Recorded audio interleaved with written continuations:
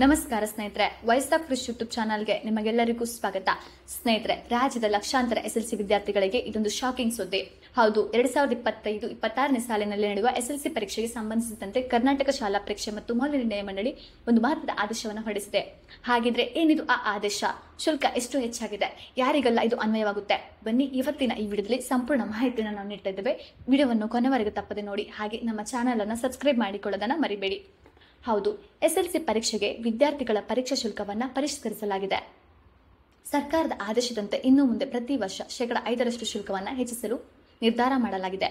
ಈ ಹೊಸ ನಿಯಮ 2025-26ನೇ ಸಾಲಿಗೆ ಅನ್ವಯವಾಗಲಿದ್ದು ಈಗಾಗಲೇ ಅರ್ಜಿಗಳನ್ನು ಆಹ್ವಾನಿಸುವ ಪ್ರಕ್ರಿಯೆ ಶುರುವಾಗಿದೆ.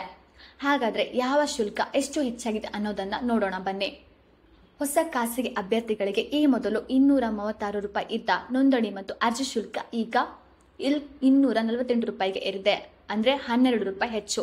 ಈಗಾಗಲೇ ನೋಂದಣಿಯಾಗಿ ಶುಲ್ಕ ಪಾವತಿಸಿದ್ದ ಖಾಸಗಿ ಅಭ್ಯರ್ಥಿಗಳಿಗೆ 69 ರೂಪಾಯಿ ಇದ್ದ ಶುಲ್ಕ ಈಗ 72 ರೂಪಾಯಿಗೆ ಹೆಚ್ಚಾಗಿದೆ. ಇದು ಕೇವಲ 3 ರೂಪಾಯಿ ಹೆಚ್ಚಳ. ಪುನರಾವರ್ತಿ ಅಭ್ಯರ್ಥಿಗಳಿಗೆ ಒಂದು ವಿಷಯಕ್ಕೆ 427 ರೂಪಾಯಿ ಇದ್ದ ಶುಲ್ಕ ಈಗ 448 ರೂಪಾಯಿ ಆಗಿದೆ. 2 ವಿಷಯಗಳಿಗೆ 532 ರೂಪಾಯಿ ಇದ್ದ ಶುಲ್ಕ ಈಗ 559 ರೂಪಾಯಿಗೆ ಏರಿದೆ.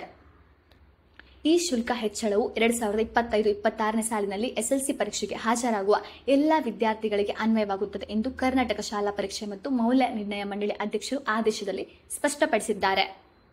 ಸ್ನೇಹಿತರೆ, ಈ ಶುಲ್ಕ ಹೆಚ್ಚಳವು ಮಧ್ಯಮ ವರ್ಗದ ಮತ್ತು ಬಡ ಕುಟುಂಬಗಳ ವಿದ್ಯಾರ್ಥಿಗಳಿಗೆ ಸ್ವಲ್ಪ ಹೊರೆಯಾಗಬಹುದು.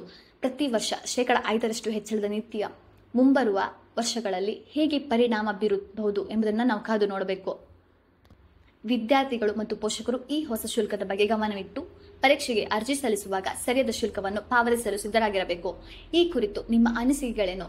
ಈ ಶುಲ್ಕ ಹೆಚ್ಚಳ ಸರಿಯೇ? ನಿಮ್ಮ ಅಭಿಪ್ರಾಯಗಳನ್ನ ಕಮೆಂಟ್ ಬಾಕ್ಸ್ನಲ್ಲಿ ನಮಗೆ ತಿಳಿಸಿ.